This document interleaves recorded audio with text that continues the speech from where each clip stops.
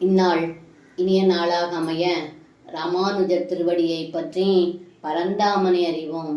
தினம் ஒரு நாராயணீயம்.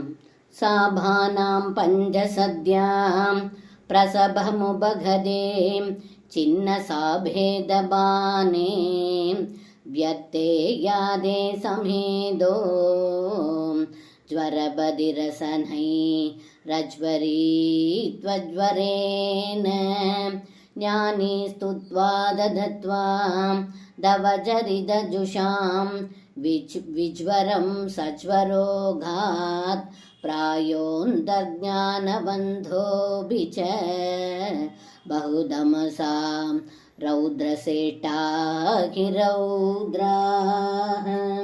இந்த பாடலுக்கு அர்த்தம்: ஏ குருவாயூரப்பா, அந்த பானாசூரன் தனது 1000 கைகளினால் 500 அம்புகளுடன் வந்து தங்களிடம் போர் புரிய வந்தான்.